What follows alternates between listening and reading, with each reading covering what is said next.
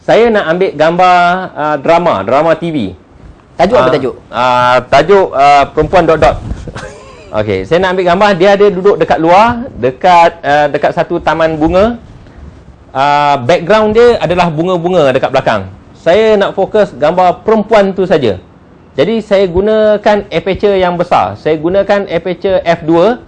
Jadi yang terfokus tu adalah gambar perempuan tu saja. Gambar apa nama ni? Gambar bunga-bunga, daun-daun kat belakang tu semua akan jadi blur. Okey. Jadi boleh tunjuk dalam diagram tak ke macam ni ke, boleh nak tunjuk sikit? Tu kejap. Nanti kita akan tunjukkan tu. Okey, boleh jugalah. Boleh juga. Ini storyboard belajar fotografi asas pro.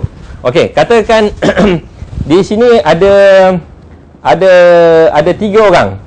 Sini orang yang pertama ni, orang pertama, orang kedua, orang ketiga.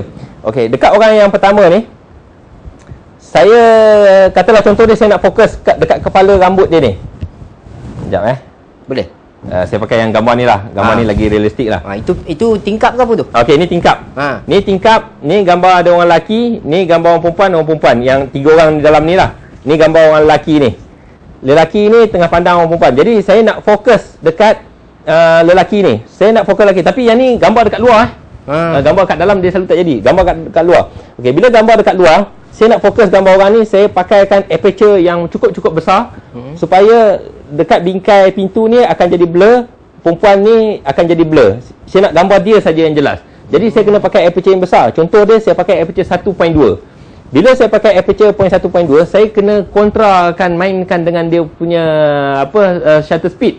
Katakan shutter speed sebab cahaya dia terlalu terang sangat, saya kena pakai 1/10,000. 1/10,000 tu dah maksimum. Tapi masih lagi gambar tu jadi cerah. Jadi bila saya nak gelapkan benda tu, saya kena pakai ND tadi tu. ND tu saya akan adjust ke ND tu supaya gambar tu jadi gelap, baru saya boleh pakai aperture tu. Jadi yang tu dia punya senario yang selalu terjadilah. Sebab kadang-kadang kita nak fokus certain subjek saja. Itu dia punya kegunaan ND. Okey, yang tu ND. Okey, kemudian lepas tu satu lagi. Bukan satu lagi, ada banyak lagi ni. Okey. Satu lagi tang dekat sini ada tulis zebra off dengan picking. Zebra. Itu apa benda belang tu? Okey, zebra ni. Okey, zebra ni adalah untuk kita nak tengok, dia akan bagi tahu dekat kita kalau misal kata ada gambar-gambar yang overburn ataupun gambar tu overexpose, dia akan tandakan dengan zebra, garisan garis-garis. Jadi problem dia bila kita ambil gambar dekat luar, especially dekat tengah-tengah panas, apa yang nampak dekat skrin LCD ni tak sama apa yang kita tak boleh nak judge because of matahari dekat luar apa semua mengganggu kita punya ni. Kadang-kadang kita nampak gelap. Jadi apa kita nampak gelap, kita pun adjust aperture, kita buka aperture besar, kita slowkan shutter speed. Hasil dia nanti bila kita jadi gambar, tengok, alamak, gambar overexpose. Bila gambar overexpose, overburn, dah tak boleh nak buat, tak boleh nak adjust apa. Memang dia jadi putih. Jadi picking ni, zebra ni akan bantu kita untuk nak tahu dekat mana dia overburn. Overburn dia terlebih sangat ke terkurang. Kalau terlebih sangat, kita boleh reducekan. Contoh dia. Okey, saya setkan dekat zebra. Okey, sekarang ni nampak tak ada garisan yang selang-selang tu? Nampak. Maksud dia gambar tu akan jadi over dekat situ. Maksud dia yang tu akan terbakar. Over terbakar lah. Yes. Jadi kalau saya nak betulkan balik benda tu, saya kena lajukan cahaya dia supaya kurangkan cahaya yang masuk. Tengok. Dah kurang kan? Macam mana main-main lagi? Okey, yang ni kalau saya pakai shutter 100. Bila saya pakai 60, dia dah ada burn. Saya pakai 50, lagi banyak burn. Saya pakai 25, lagi banyak burn. Jadi semua ni kalau saya biarkan dia, saya ambil gambar dalam keadaan macam ni, gambar ni nanti semua jadi putih. Cara terbaik kita cuba kurangkan sebaik mungkin zebra tu. Yes, kurangkan. Tapi bila rakam tu ada ke nampak garis-garis tu bila dah jadi tape? Tak, dia tak ada. Ini guidance saja. Ini panduan untuk kita saja. Panduan untuk kita. Betul. Dan satu lagi untuk kita nak kena pastikan, bila kita ambil gambar, shutter speed ni jangan kurang sangat daripada 60.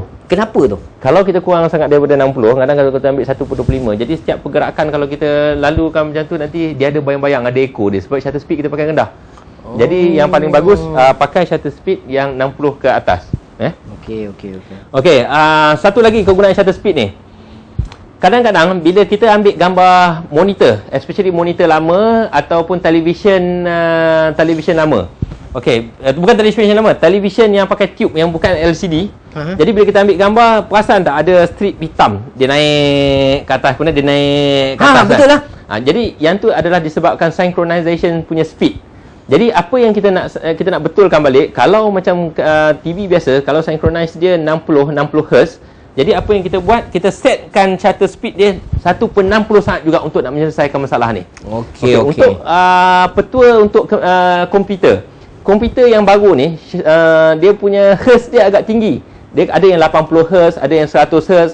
Jadi bila 100 Hz ni, dia garisan hitam tu lagi banyak dia naik. Jadi nak reducekan benda tu, pergi balik dekat komputer, masuk balik dekat property, dia ada satu bahagian tu kita boleh kurangkan hertz dia dekat adapter tu. Kurangkan hertz dia, turunkan sampai 60. Kemudian kita ambil shutter speed 60, gambar dapat elok. Dia dekat skrin dekat TV tu nampak cantik. Itu cara kalau kita nak tangkap drama kata yang TV yang tengah TV terpasang yang pakai skrin lagi lah. Yang masih pakai skrin lagi. Itu cara nak menyelesaikan masalah dia. Pakai skrin pula, pakai tube. Pakai tube, ya, right. Okey. Okey. Yang lain tu, okey, dalam kamera yang ni dia ada dia ada mic untuk kita nak control. Dia ada channel 1, dia ada channel 2. Okey, untuk nak check dia punya, untuk kita nak tengok dia punya dia punya suara